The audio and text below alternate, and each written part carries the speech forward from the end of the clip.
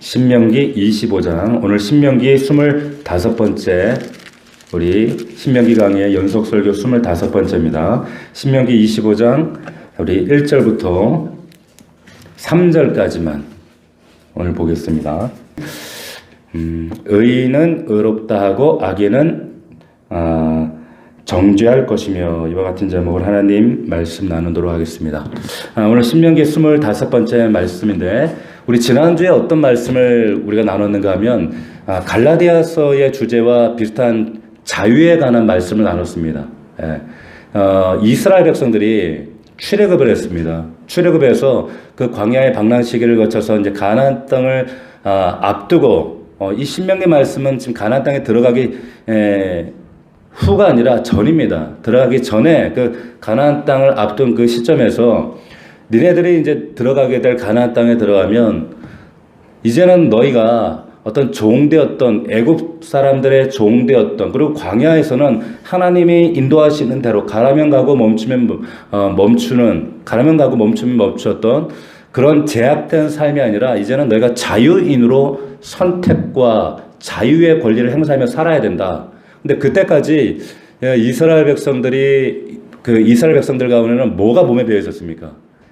그 애굽의 종된 노예의 습관이 근성이 배어 있었단 말이에요.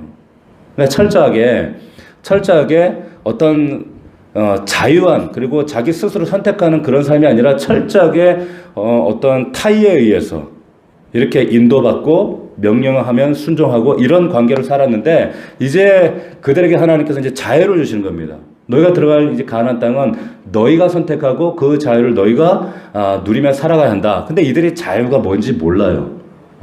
가나안 땅에 들어가서 자기가 어떤 방식으로 이 자유를 사용할지 몰라요. 자, 근데 그런 자들에게 이 선택할 수 있는 권리, 자유에 대한 특권, 근데 미숙한 자들에게 이 자유를 허락하면 이 자유는 대개 방종으로 될 경우가 많이 있습니다. 대개는 인간들이 다 그렇습니다. 그래서 지난주에 우리가 지난주가 아니죠. 그 추석 그 전주였죠. 24장에서 어떤 말씀을 나누었냐면 이 자유에 대한 말씀을 나눴어요. 하나님의 백성들이 갖는 이 자유의 의미가 뭐냐? 자유에 대한 의미예요. 근데 그 자유에 대한 실증적인 예를 뭘로 하나님께서 드셨냐면 결혼과 이혼이라고 하는 예로 드셨어요. 그러니까 결혼의 자유, 그리고 너희가 심지어는 여자들이 이혼할 수 있는 자유에 대해서 말씀하셨어요. 당시 고대 근동의 그 사회 속에 특별히 정말 결혼이라는 것은 남성 위주 사회의 남성들의 전유물이었지, 여자들에게 결혼을 택하고 더군다나 이혼을 한다라고 하는 것은 상상할 수 없는, 그 사회 분위기 속에서는 말도 안 되는 그런, 여자들은 인간 취급받지 못하는, 대접받지 못한 그런 시대 가운데 하나님께서 여인들에게 이혼할 권리, 이혼을 택할 자유에 대해 말씀한다. 이거는 파격이거든요. 파격이었단 말이에요. 근데 하나님께서 그 당시에 바벨론이라든지 아수르라든지 그 당시에 어떤 중동 세계에서도 이런 파격적인 말씀이 없어요. 어떠한 법전에도. 근데 하나님께서 지금 여인들에게 정말 대접받지도 못하고 정말 인간 이하의 대접받던 시대의 여인들에게 이 자유에 대해서 말씀하셨다는 거예요. 그러면서 너희들도 원하면 이혼해도 좋다. 그렇게 해서라도 너희들이 자유가 박탈되어서는 안 된다. 이것은 니네들 싫으면 실적 나면 마음대로 이혼해라 이런 말씀이 아니라, 그만큼 하나님께서 하나님 백성들에게 허락하시는 자유라고 하는 그 하나님의 권리가 허락하신 그 가치가 그만큼 소중하다는 거예요. 하나님께서 아담과 하와에게 자유라고 하는, 그리고 선택적 권리라고 하는 이것이 얼마나 소중하면 그것을 선악과를 따먹을지언정 그 자유를 제한하지 않으신단 말이에요. 자, 그리고 이제 그 말씀에 이어서 이제 오늘 이제 25장에 이어서 나오는 말씀이 뭐냐면 평등에 관한 말씀 나옵니다. 평등. 그래서 하나님께서 자유를 주시면 그 자유가 자유로만 그냥 마음껏 자유해라 이래버리면 온전한 사회가 될 수가 없죠. 거기에 합당한 평등한 가치가 함께 주어질 때 자유한 사회, 평등한 사회가 되는 거거든요. 자, 그래서 이 백성들에게 이제 평등이 뭐냐, 공평이라는 것이 뭐냐, 이 말씀을 지금 오늘 본문을 통해 주고 계시는데, 우리가 이 평등 그러면 오해하는 것이 있습니다. 그러니까 평등 그러면 똑같이 다 나눠 갖는 거, 모든 사람이 다 똑같은 거, 공평한 것. 이 공평을 평등이라고 생각하는데 그렇지가 않습니다. 그렇지가 않아요. 예를 들면은 지금 우리 영준이하고 영준이에게 주는 어떤 권리와 그리고 어린 주한이나 예한 이런 애들에게 주는 권리가 똑같을 수가 없어요. 예를 들어 먹을 걸 주는데 지금 덩치가 지금 186짜리 애하고 지금 요만한 애한테 똑같이 먹을 걸 주고 똑같이 니네 공평하게 나눠 먹어라. 우리 아들 같은 경우는 우리 예한이 주한이 이런 애들은 닭다리 하나 먹으면 배부를지 모르지만 우리 아들이 1인 1닭 해야 되거든요. 근데 니네 공평하니까 평등하니까 똑같이 나눠 먹어. 이거는 공평이 될 수가 없는 거예요. 그러니까 성경에서 우리가 말하는 평등이라는 가치는 그러니까 모든 사람이 똑같은 거, 똑같이 하는 거, 그게 아니다라고 하는 겁니다. 그래서 성경이 말하는 그런 공평이 뭐냐, 평등이 뭐냐, 그게 이제 오늘 말씀에 등장하는데 1절 다시 한번 보십시오. 이렇게 나와 있어요. 사람들 사이에 시비가 생겨 재판을 청하면 재판장은 그들을 재판하여 의인은 의롭다 하고 악인은 정죄할 것이며 이렇게 나와 있어요. 자, 시비가 생기면 사회에서 시비가 생겼단 말이에요. 그러면 시비가 생기면 어떻게 하라? 의인은 의인이다. 악인은 정죄하라 이 말이에요. 당연한 얘기를 하고 있나? 이렇게 싶지만 이게 과연 당연한 원리로 작동되어지는가? 그 당시나 지금이나 사실은 당연한 가치로 작동되지 않습니다. 자, 당시에는 보세요. 시비가 생기면 어떻게 했어요? 그 근동사회에서 당시에는 시비가 생기면은 이런 식으로 재판하지 않습니다. 칼 뽑았어요. 시비가 생기면은 덤벼서 그리고는 승부를 보자. 누가 오르냐 이렇게 칼을 뽑았단 말이에요. 칼을 뽑았던 그런 시대였지 이런 재판하던 시대가 아니었습니다. 고대 근동 사회에서 그 당시에 최고 가치는 힘이거든요. 그러니까 시비가 생긴다? 그러면은 힘센 사람이 이기는 거예요. 시비가 생겨. 힘센 사람이 이기고 누가 잘했냐 잘못했냐 그 가치 따지는 것이 그게 중요한 게 아니라 힘센 사람이 이겼단 말이에요. 그런 시대였단 말이에요. 그런데 내가 죽이면 그만이니까 그럼 내 가치가 이기는 거니까. 그런데 하나님께서 그런 시대에 시비가 생기면 그런데 재판하라는 거예요. 이건 엄청난 파격적인 얘기예요. 그 당시 그 부족국가 근동사회에서. 제가 성경을 볼 때마다 깜짝깜짝 놀라는 건 뭐냐면 하나님께서 이렇게까지 세심하시는구나. 야, 지금 오늘날에도 오늘 이 21세기 민주주의 사회에서도 참 실현되기 어려운 것들을 하나님이 이미 그 3,500년 전에 그때 당시에 하나님께서 이것을 실현하기 위해서 인간들에게 우리 백성들에게 이 가치를 가르치신다는 거예요. 보세요.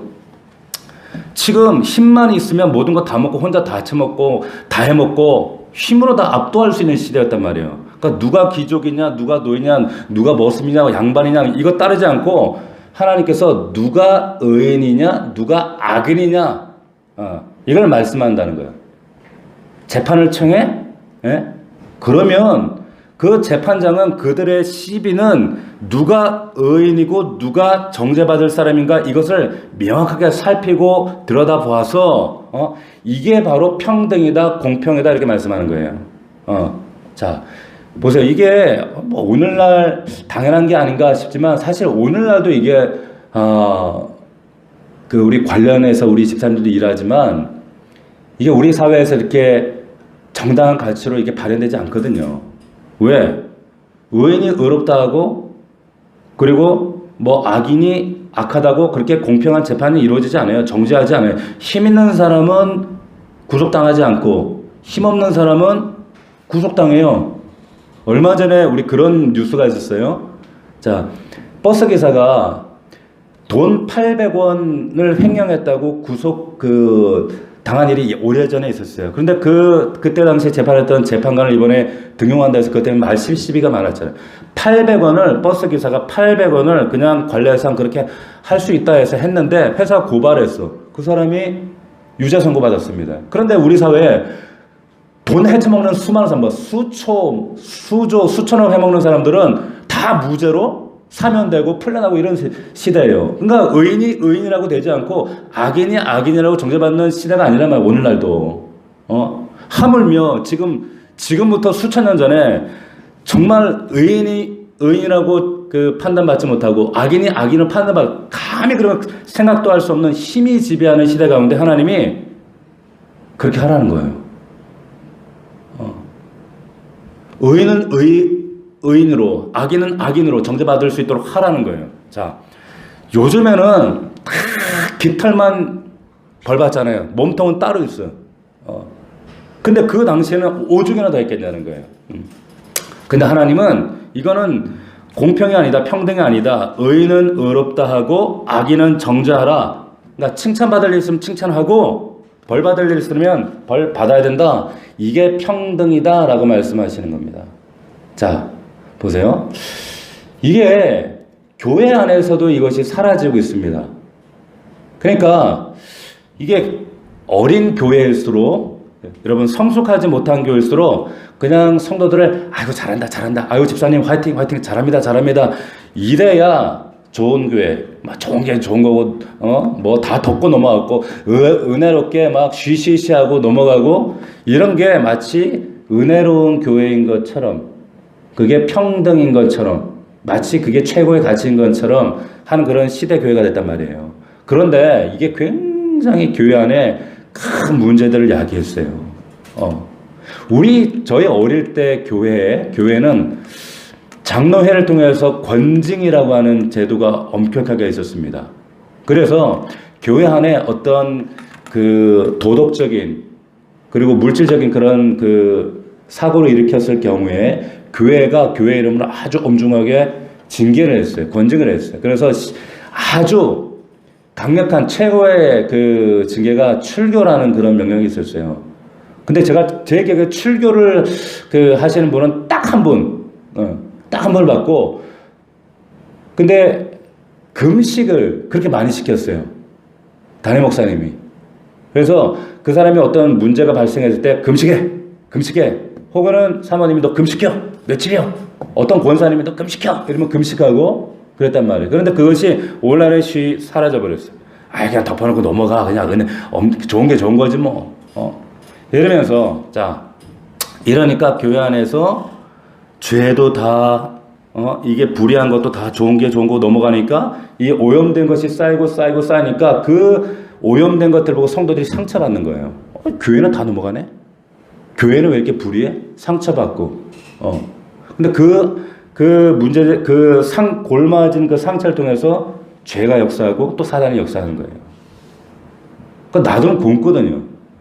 제가 군대에 있을 때 참 납득이 안 되는 그런 사건들, 이제 군에 갔다 오신 분들은 아시겠지만, 이게 그 군에 있으면 그 이제 유격 훈련이나 천리 행군을 합니다. 1년에 한 번씩 행군을 하는데, 그러면 뭐 80km, 100km 이렇게 행군을 해요. 행군을 하다 보면은 내가 참 이해가 안 되는 것 중에 하나가, 그 200km 행군을 하다 보면은 정말 모자랄 것 없고 똑똑한 사회에서 대학생이고 똑똑한 직장인이고 그 젊은 애들이 이게 발목을 자른 애들이 있어요. 왜 그런지 아세요? 납득이 안 돼. 정말 납득이 안 돼. 그러니까 그때 당시에는 그냥 그 전투화를 주잖아요. 그러니까 전투화 크거든 작든 그냥 발을 거기서 맞춰 신어야 되는 거예요. 그러니까 처음에 신으니까 이게 아프잖아요. 근데 아픈데도 군인 정신이랍시고 발꿈치가 까져도 그냥 걷는 거야. 밀어내게 걸어요. 까질 때고. 그러니까 까지잖아요. 까지면은 이게 봉화점이 걸려서 까진데, 이게 문제는 그 전투화 안에 있는 독이, 그리고 흙이 들어오는 그 균이 침투해서 그 근육에 이게 침투하고 나중에 뼈 속에 들어가고, 이게 뼈 속에 들어가면 이게 뼈를 녹여버려, 봉화점이. 막 그 100km 행군하고 그 천리 행군 하잖아요. 그 끝나고 나면 꼭 부대마다 한 명씩 발목아지를 잘라요. 얼마나 이게 참 기가 막혀요. 그거 세상에. 그러면서도 그냥 훈련병이니까 뭐 군인 정신 없이고 뭐 참고 염증이 터지고 피가 터지고, 그래도 끝까지 밀어나게 다리를 자를 때까지 골마 터져가지고 그렇게 돼도, 그러다가 나중에 이제 병원에 갔더니 뼛속까지 이게 침투해가지고 이걸 잘라야 되는 거야. 근육이 다 써가지고. 그래가지고 이런 어처구니, 세상에 사회에서 대학교에서 그렇게 앞다리 창창한 애들 발목까지 잘라가지고 걔가 어디 가서 쓰겠어요. 이런 일 정말 이해가 안 되는 거야. 이해가 왜 그 미련한 짓을 하는지. 응? 그런데 이게 우리의 현실이라고 하는 겁니다. 근데 이게 우리 믿음의 현실이에요. 자, 분명히 이거는 교회 안에서, 이건 분명히 성도 안에서 이건 도려내야 되고 잘라내야 되고 이건 치료하고 이거 태우든지 잘라내든지 해야 되는데 난 괜찮아. 난 괜찮아. 아, 내 몸은 내가 알아. 내 상태는 내가 알아. 이러면서 이 부분들을 놔뒀다가 굶고 터지고 썩고 그래가지고 엉뚱한 발목 잘라내는 거예요. 교회 안에서 이런 일들이 너무 비일비재합니다. 자, 그러니까 하나님이 너희 개인 안에, 너희 공동체 안에, 너희 가정 안에 어떤 죄의 오염이 있느냐, 어떤 하나님과의 관계에 문제가 있느냐, 이런 것들이 보여지면 어떻게 해요? 이거는 의다, 이거는 아니다, 옳다, 그르다 정확하게 진단하고 정확하게 이걸 분별해서 이것들을 치료해야 돼요. 잘라내야 됩니다. 덮어놓고 아이고 뭐 은혜로 넘어가지 뭐 아니라고 하는 거예요. 항상 오염이 되면 파리가 끓게 돼 있어요. 영적으로 원리가 그렇습니다. 자, 그런데 세상에서는 보면 힘 있는 사람이 이기잖아요. 그 고대 근동사에 힘 있는 사람이 이겨요. 그런데 교회 안에서는 누가 이기는가? 소위 말해서 영적으로 보이는 사람들이 우세해요. 영적으로 희한하게 기도하는 것처럼 보이는 사람들이 우세해요. 강해요. 그러니까 이런 사람들 못 이겨먹어요. 오해하지 마세요. 영적인 사람이 아니라 영적으로 보이는 사람이에요. 그러니까 말을 도대체 자기 스스로 이 영적으로 보인다는 이 말을 잘 생각하셔야 돼요. 자, 그러니까 사실은 영적인 게 아니란 말이에요. 그냥 영적으로 보이는 거란 말이에요. 말씀 앞에 이것이 의냐 악이냐 이것을 분별해야 되는데 건드리지 못하는 거야. 그러면 골마요. 자, 그러니까 교회가 하나님의 말씀이 공평하게 평등하게 이것이 작동되어야 되는데 그렇지 못한 거야. 그냥 은혜로 그냥 덮어가고 불의가 있어도 넘어가고. 자, 하나님 말씀하시는 겁니다. 오늘 의인은 의롭다고 해라. 악인은 그것이 죄면 죄라고 정죄하라는 거예요. 공동체 안에만. 이거 지금 이스라엘 백성들 공동체 하시는 말씀입니다.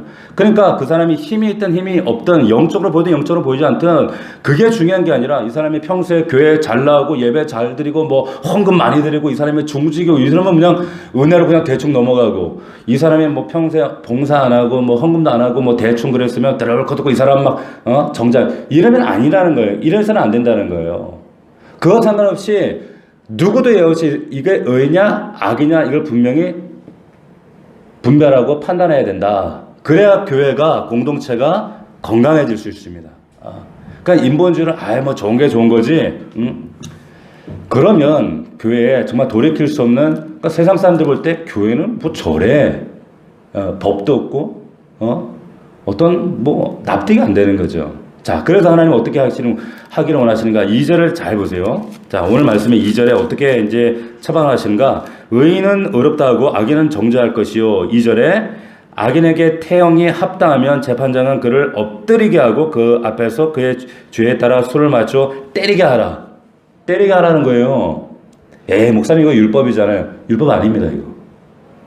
자, 이 원리를 잘 이해하셔야 돼요. 자, 그러니까 악인을 이 2절 말씀은 악인을 그 자리에서 처벌하라는 거예요. 바로 그 자리에서 미루지 말고 한 번 더 기회가 있고 뭐 은혜로 덮어가지 그게 아니라 악이라고 규정이 되면 바로 때려야 된다는 걸 여러분 잘 기억하셔야 돼요. 때리는 게 굉장히 효과적이다 그 말이에요. 자, 오늘날에는 그럼 뭘로 처벌하죠? 오늘날에는 보통 사회에서 경고합니다. 경고를 하고 교회 안에서도 어떤 문제가 보이는 그런 그 성도나 어떤 그 가정이나 어떤 직분자가 있으면 경고하고 사회에서는 어떻게 경고하고 안 되면 벌금 내고 과태료 물고 아니면 구금을 한단 말이에요. 그런데 하나님 말씀 보세요. 때리라는 거예요. 왜 때리라고 했을까? 여러분 왜 때리라고 했을까? 잘 보세요. 이게 징계와 연결되어 있어요. 징계. 때리면 내가 정말 잘못했구나 맞을 짓 했구나 이러고 고쳐야 되거든요 우리가. 그런데 사람들은 이런 2절 말씀 딱 들으면 어떻게 우리 마음에 딱 거부감이 든단 말이에요. 왜 사람 좁혀? 그냥 말로 하지, 인격적으로 하지. 어? 맞는 거 좋아하는 사람 없거든. 이런 거 불편하거든요. 그냥 좋게 좋게 넘어가길 원해요. 근데 좋게 넘어가다 보니까 어떻게 됩니까? 우리가 좋게 좋게 넘어가다 보니까 여기 말씀 1절처럼 무엇이 의로운 것인지 무엇이 악한 것인지 모르게 돼버리는 거예요. 이게 가정에서 아이들을 양육할 때도 이게 굉장히 중요한 원리 중에 하나입니다. 이게 엉켜버리는 거예요. 자, 그러니까 따지지 않는 거예요. 뭐가 의인지 뭐가 악인지 뭐가 옳은 건지 그른 건지 그냥 은혜로 그냥 에휴 뭐 다 그냥 덮어놓고 그냥 은혜로 넘어가. 그러니까 소위 인본주의적인 은혜로운 교회. 예. 골마도 골문 건지도 모르는 거야. 자, 영적인 문제가 심각하게 발생했는데도 누가 잘못했는지도 모르고 누구의 잘못인지도 모르고 왜 잘못인지도 모르고 잘못했으면 잘못했다 말하지도 않고 덮어놓고 왜 또 상처받는다고 또 지적하면 떠난다고 그럴까봐 그러니까 넘어가자. 자, 그러니까 그 문제에 당면한 당사자들이 누구 한 사람이 상처받고 떠나는 거죠. 자, 그러면서 때려라. 왜 때려라고 하시는가 하면 자, 이 의미가 폭력을 행사라 이런 의미가 아니에요.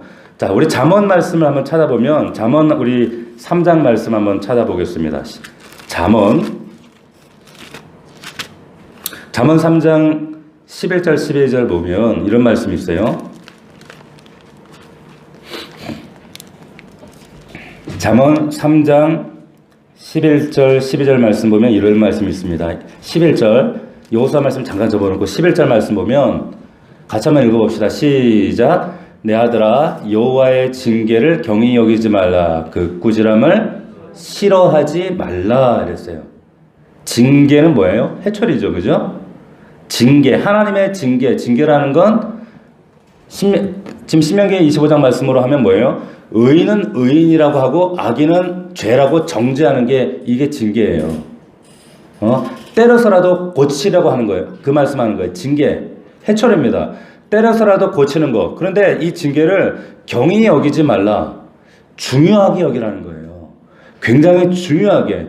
꾸지람을 싫어해서 오늘날 꾸지람을 싫어해서 이 징계를 받기 싫어서 얼마나 많은 사람들이 삐뚤어지고 있는가. 이거 정말 하나님의 의에서 지금 벗어나고 있는가. 거기에 대한 정확한 말씀이에요. 곱는 걸 모르는 거예요. 사단이 이 통로를 통해서 곱는 상처를 통해서 엄청나게 역사하는 걸 모르는 거예요. 그래서 12절에 뭐라고 말씀하는가? 대저 여호와께서 그 사랑하시는 자를 징계하시기를 마치 아비가 그 기뻐하는 아들을 징계한 같이 하시느니라. 그러니까 어찌 아비가 사랑하는 아들, 기뻐하는 아들을 징계하지 않겠냐는 거예요. 사랑하니까 징계하는 거예요. 그냥 두면 못 고쳐요. 계속 놔두면 못 고쳐요. 큰 힘을 못 대요. 사람 못 된단 말이에요. 그러니까 아버지가 눈물을 머금고 회초리를 드는 거 아니에요?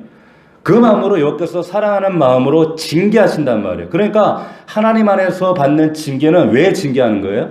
사랑하니까 징계하는 거예요. 사랑하니까. 그런데 오늘날의 교회의 징계는 뭐가 문제가 되냐면 징계하는 교회나 받는 사람이나 왜 징계가 이것이 문제가 되냐면 관계가 설정되지 않아서 그래요. 아버지와 자녀의 관계. 그러니까 사랑이 없는 거예요. 사랑. 그러니까 사랑하는 마음으로 징계를 하면 문제가 되지 않아요. 그런데 사랑하는 마음으로 또 징계를 받으면 그게 문제가 되지 않아요.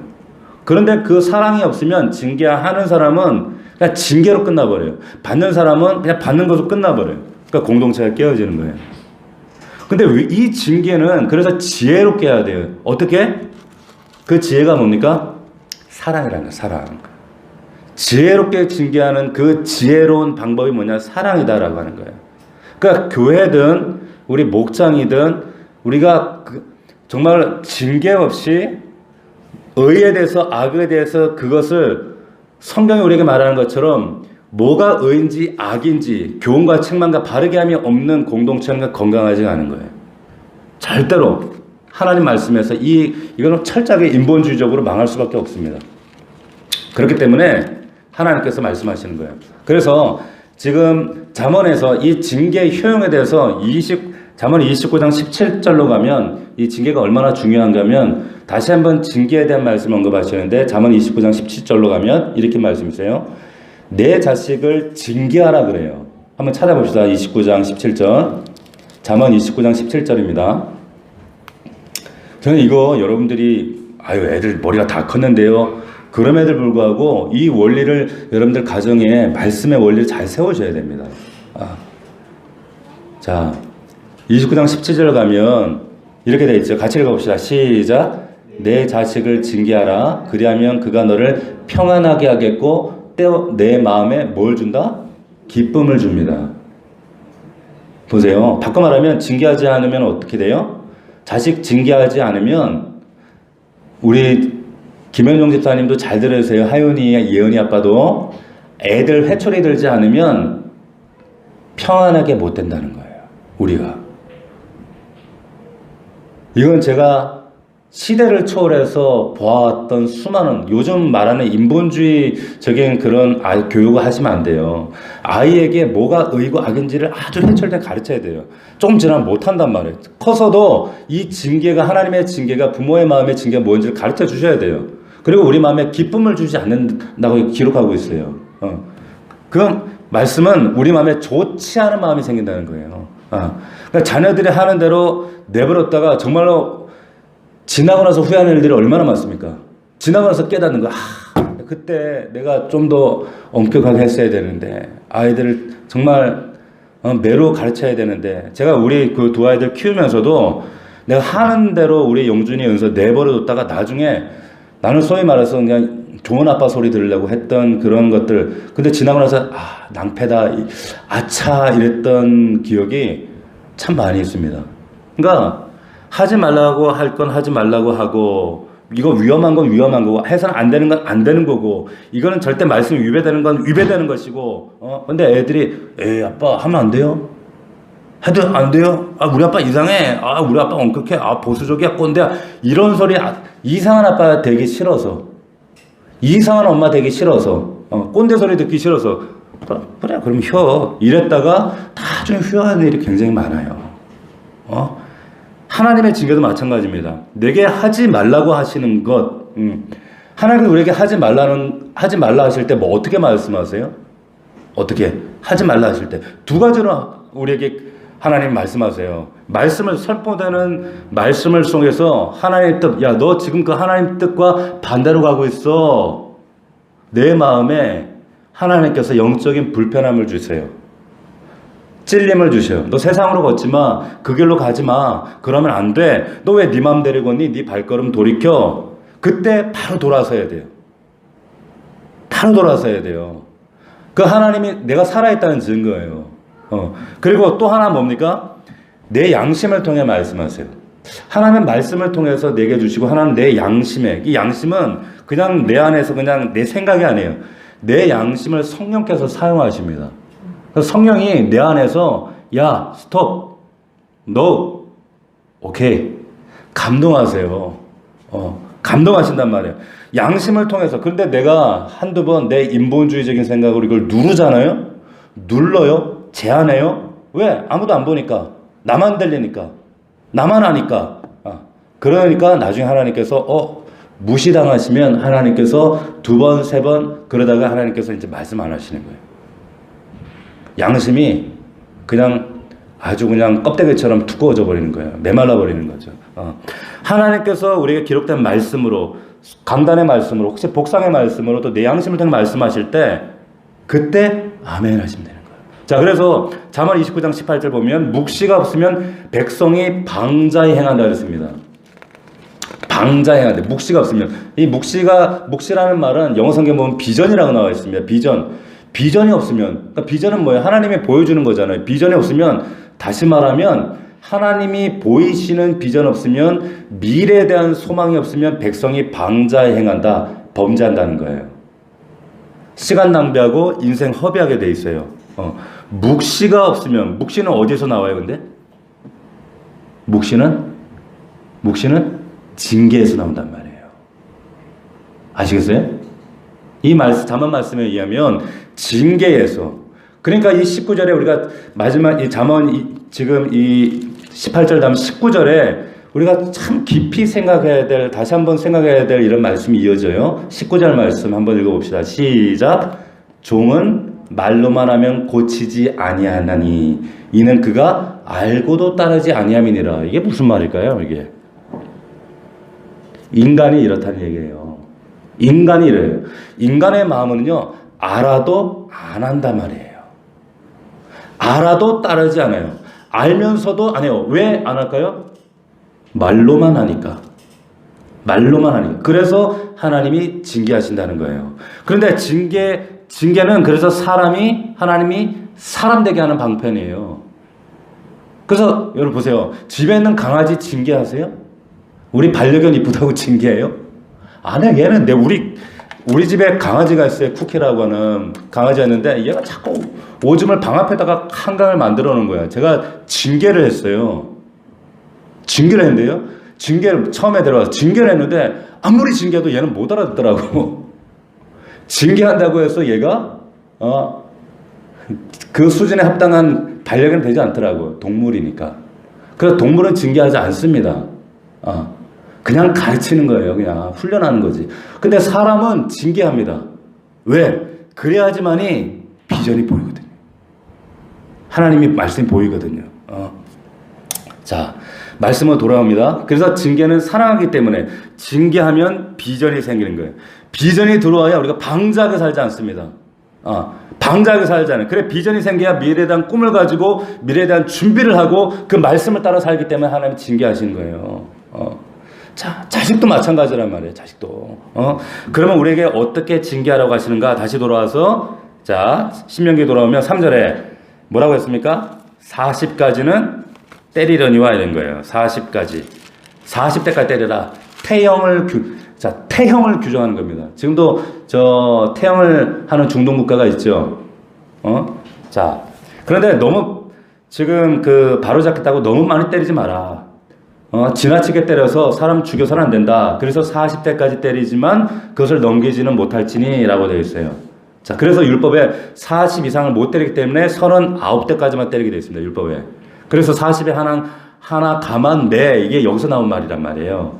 그래서 사도 바울도 그랬고 예수님도 40에 가만 하나 매를 마시셨잖아요. 근데 지금 이 법에서 중요한 말이 있습니다. 여기서 중요한 말이 있는데 그게 뭡니까? 뭘까요? 3절에서 중요한 말이. 찾아보세요. 뭐예요? 이걸 찾는 분들은 복상을 참 열심히 잘 하시는 분이에요. 뭘까? 3절에서 내 형제요. 내 형제. 보세요. 이게 왜 중요한가? 보세요. 우리는 징계받으면 아이고 잘 됐어. 나 저럴 줄 알았어. 그리고 그 사람 취급 안 합니다. 상대 안 해요. 징계받는 사람 하나님 버렸다고 생각해요. 공동체가 징계한다. 저거 징계받은 사람도 교회 나가야 돼. 이런단 말이에요. 근데 그래서는 안 된다는 거예요. 징계의 목적은 그게 있는 게 아니라는 거예요. 내 형제는 내 형제. 징계 왜 하나? 이 사람 왜 때리나? 왜 교회가 권징하나? 내 형제로 다시, 내 자매로 다시 받아주기 위해서 그 사람 죄 털어내고 오염된 거 털어내고 그래서 죄를 묻는 거예요. 아멘입니까? 이게 참 지혜가 필요해요. 인본주의적으로 하지 않고 정말 말씀대로 하기를 원해요. 저희 교회는. 그래서 사랑으로 징계하는데 사랑으로 징계하고 징계하는 사람도 사랑으로 받으면 이거 아프지가 않습니다. 제가 경험했던 공동체는 그런 공동체였어요. 정말 교회가 더 하나 됐어요. 그래서 내 형제라고 말하는 거예요. 경히 여기지 말라는 거예요. 교회는 이런 반드시 권징이 있어야 됩니다. 사랑의 권징이 있어야 돼요. 그리고 성숙한 성도는 하나님의 이런 징계를 기쁨으로 받아야 돼. 하나님, 나 아들이구나.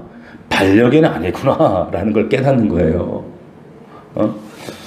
교회가 요즘에 옛날에는 전도 연말에 되면 막 전도 시상하고 막 이랬거든요. 요즘에는 그런 게 없습니다. 왜 안 하는 줄 아세요? 전도 시상 왜 이런 거 왜 안 할까요, 요즘에? 전도 시상하면 사람들이 옆에서 다 배 아파요. 지가 뭐 잘났다고 지만 받아? 지만? 그리고는 그거 상 받는 거 꼴보기 싫어가지고 교회를 안 나와요. 그걸 안 나오는 거예요. 그러니까 그 사람 나갈까봐 상도 함부로 못 줘. 잘하는 사람은 잘한다고 칭찬해주고 격려해주고 존귀 여겨주고 그래야 되는데 야 너만 잘 맞냐? 나는 못났냐? 이러면서 기분 나쁘도 교회 안 나와. 아 나를 안 알아준다고? 또 마찬가지로 그 똑같은 이유로 벌도 못 줍니다. 벌 주면 아 기분 나빠서 교회 못 나오고 있나 이러고 교회 안 나와요. 자 그러니까 그것 때문에 교회가 눈치 보고 인본주의를 하는 거예요. 자 그러니까 교회가 상도 못 주고 이제 벌도 못 주고 그냥 세상보다 못한 그런 공동체로 이게 어느 순간인가 교회가 이렇게 돼버린 거예요. 그런데 이것은 성경적인 교회가 아니다라고 하는 거죠. 어떻게 해야 돼요? 교회 안에 격려받고 상 받을 사람은 높여 존귀 여겨주고 상을 받고 그리고 벌 받은 사람들은 교회 안에서 벌 받아야 돼요. 잘못된 것은 잘못된 교정을 해줘야 돼요. 왜? 환자들이 모여 있으니까. 우리 교회가 그런 건강한 교회가 되기를 주의 이름으로 축원합니다. 그게 평등이라는 거예요. 공평. 그게 자유 안에 주어진 하나님의 말씀에 평등 공평이다. 건강한 교회, 건강한 자녀들, 성도들, 아이들은 어떤 아이예요? 애들이 매를 때리잖아요.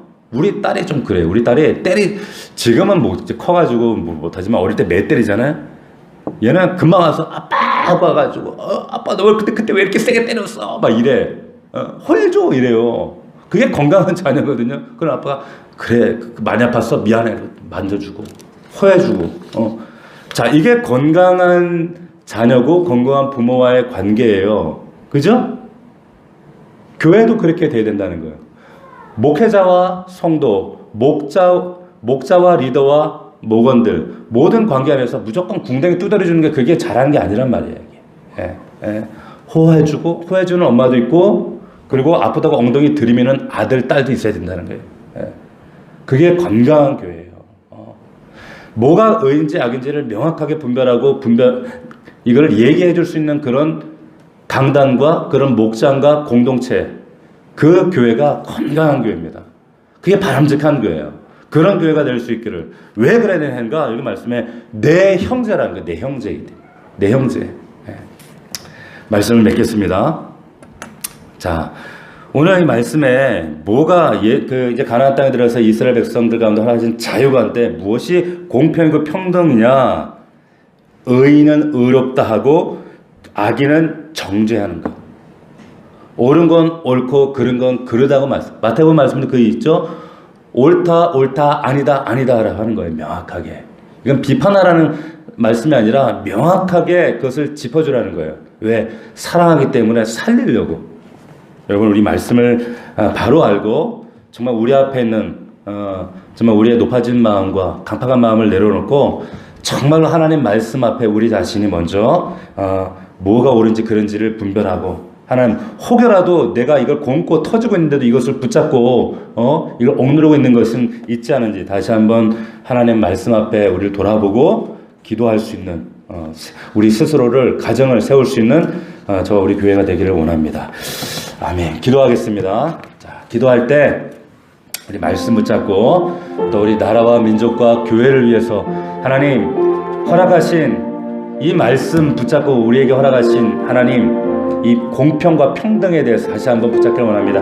하나님 의인은 의롭다 하고 악은 정죄할 수 있는 그런 건강한 믿음 되게 하옵소서. 우리 사랑하는 아들, 딸들, 자녀들에게도 하나님 징계가 그것이 하나님 말씀의 원리라는 것을 깨닫게 하시고 하나님 악으로 덮어버리지 않게 하시고 은혜로 그냥 덮어버리고 간과하지 않게 하시고 정말 회초리를 들어서라도 하나님 우리에게 그러하셨던 것처럼 그래야지만이 그 징계가 징계될 때 하나님의 비전이 말씀이 바로 설 수가 있습니다. 아버지 함께하여 주시옵소서.